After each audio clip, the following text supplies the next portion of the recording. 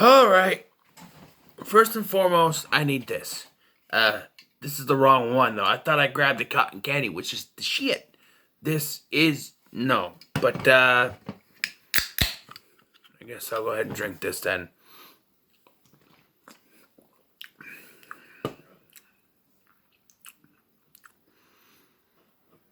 Better than this movie. So we are now on. How to put it? Jaws: The Revenge.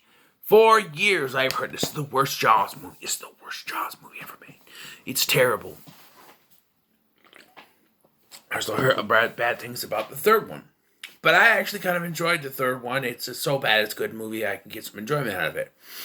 So, I kind of, you know what? I'm going to give this one a shot. And, well,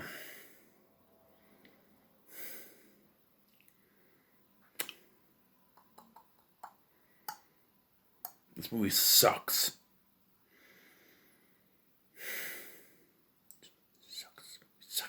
Sucks. So, the plot of this film is this. After her son, Sean Brody, is killed by a shark, Ellen Brody, who is the only one left in Amity, believes that the shark is after her family for revenge. She goes to Bahamas with her older son, Mike, and the shark has followed them there. But that's not all. She also has a psychic connection with the shark that pops up in her head whenever the shark is going to kill someone.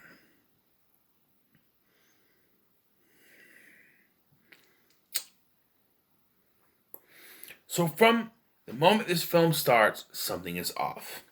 Because we are following the point of view of the shark in the water. However, the camera is above the water. So ideally we are following the fin of the shark because sharks do not swim above water. Yet, the camera view is above the water. I know what you were trying for. You failed. Then, we follow Ellen Brody's hand. But apparently it was going too slow for the filmmakers, so they sped it up. It looks terrible. And, I watched a couple of reviews. I'm the only one that points this out. She's cooking a whole fish. A whole fish. Head, bones, everything. Skin. It's not how you cook a fish. Nope. See, I grew up with my grandpa who would catch fish. You have to cut the heads off. You have to debone them. And you have to skin them. You cannot just throw them in a pan and fry them. Sure, some people do that. But this is known as a fishing town. You think they would, cook a fish right. That's just lazy, cooking a fish that way. Also, this takes place during Christmas time.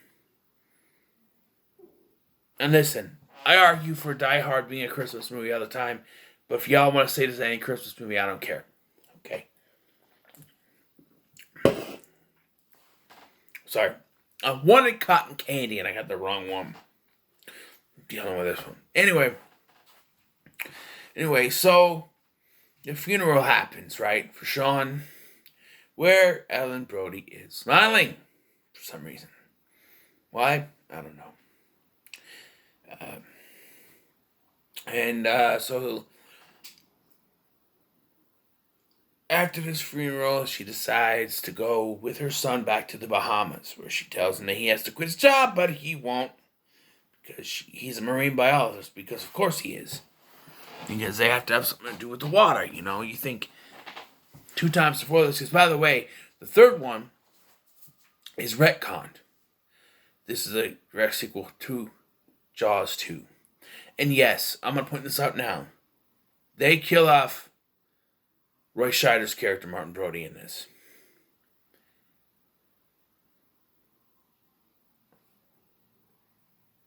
They kill him off screen.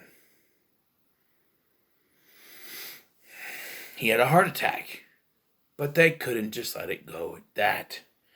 Ellen Brody claims, Mrs. Brody, his wife, claims he died from the fear. The fear? I can safely say, having watched this entire franchise now, that is complete and total bullshit. Yes, I could see if this was the direct sequel to the first film, that could be logical. Because after the first film, he was afraid that the shark was going to come back, and it did. However, after 2 times killing the fucking shark and being a badass, you'd think maybe his stock would go up and he wouldn't be so scared anymore. And, that probably would happen. He wouldn't die of the fear. Now, we are led to believe, we can take Michael's ideal, Michael's point of view on this, and that it was just a heart attack. But Ellen ends up being right about everything that she says in this film. That's the biggest problem, is she says your husband died of the fear. You could choose to believe that or not. You could say, oh, well, she just thought it was that. But then she claims the shark is after them, which it is. And she sees these visions, which happen. People are going to die. What she predicts happens. She says the shark is going to come after them. It does. So, we're supposed to believe everything that she says is true. So we're supposed to actually believe that Martin Brody, the badass motherfucker that he was in the first 2 films, died of a heart attack because of the fear of the shark. Bullshit. So she goes to the Bahamas, where they meet Michael Caine. He's the one that flies him there. Michael Caine, of course, chose not to accept his Oscar to film this movie because he was going to buy a house. So, here it is. Here you go. I hope the house he bought was a beautiful one. And he plays Hoagie. Man's named after a damn sandwich.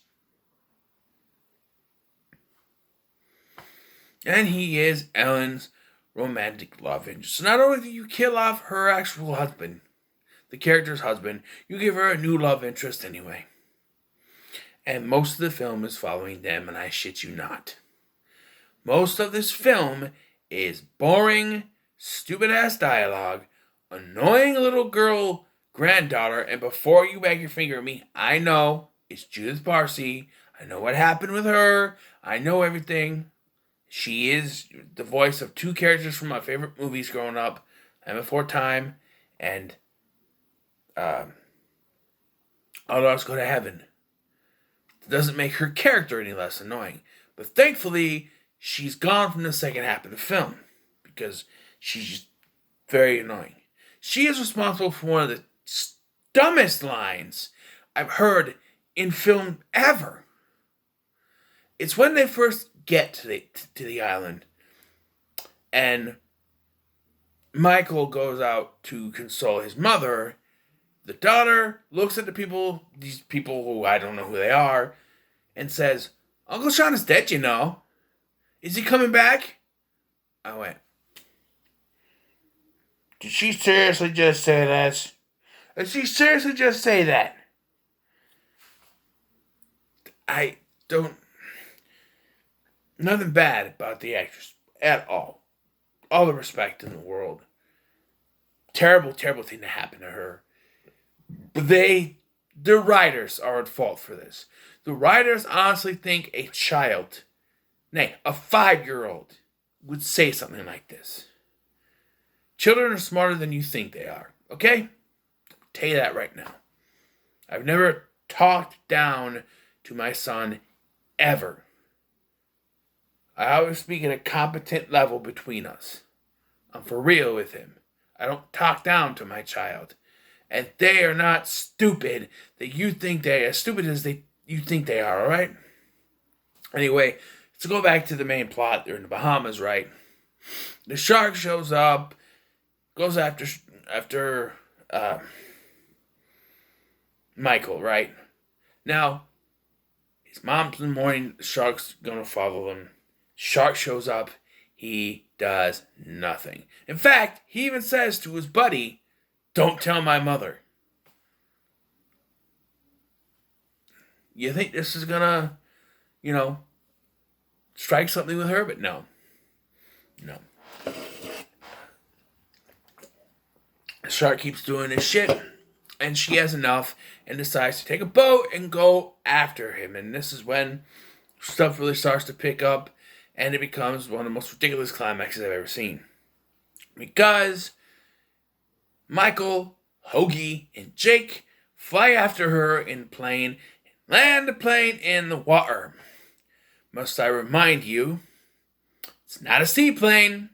It's just a plane. It has no things underneath. It just lands in the fucking water. You can't do that with a regular plane. But let's keep going because there's more things you can't do. So, as everyone gets out, Michael Caine is attacked by the shark. He looks back in a very nonchalant way, just says, "Oh shit!" He gets attacked, but he survives.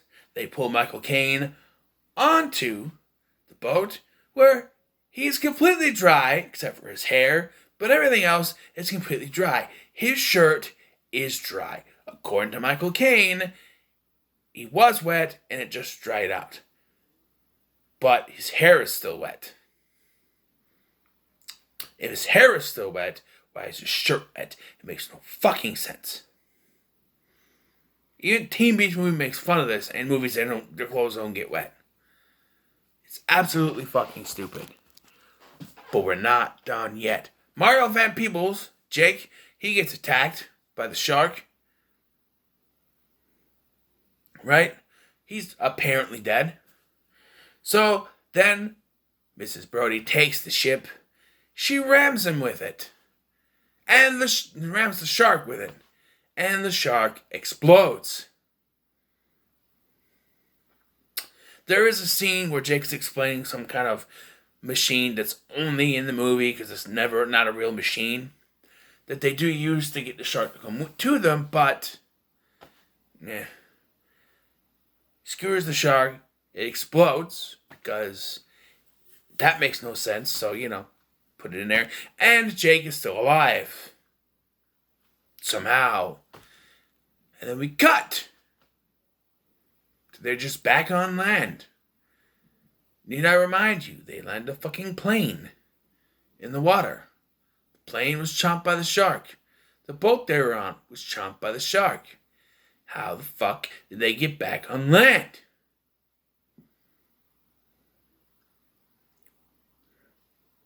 I guess the original ending makes more sense, actually. Not the land part, but killing the shark.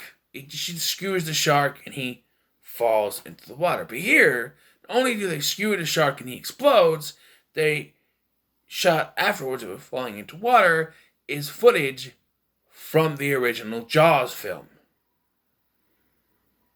Let me repeat that. Footage from the original Jaws film.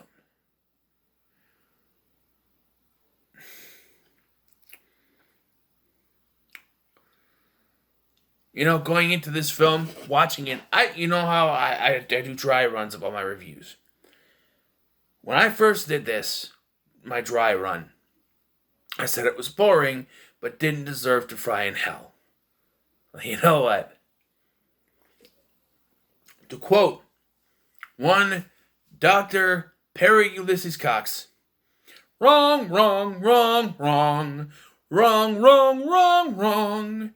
You're wrong, you're wrong, you're wrong." Because, as far as I'm concerned, excuse me,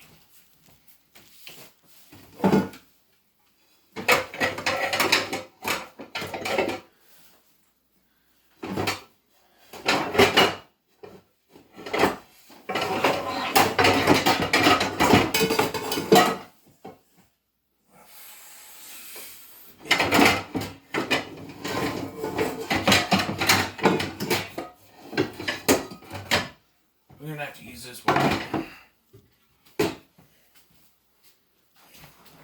We're going to have to use the bigger one for this because I can't find the other one. But Jaws the Revenge deserves to fry in here. Oh, yeah. dry up. Yeah. So, but this movie, seriously, fuck it. So, what are your thoughts on Jaws the Revenge? Let me know in the comments below. Make sure to like, share, and subscribe. Thank you for watching. I've been Scotty, and I'll see you in the next one.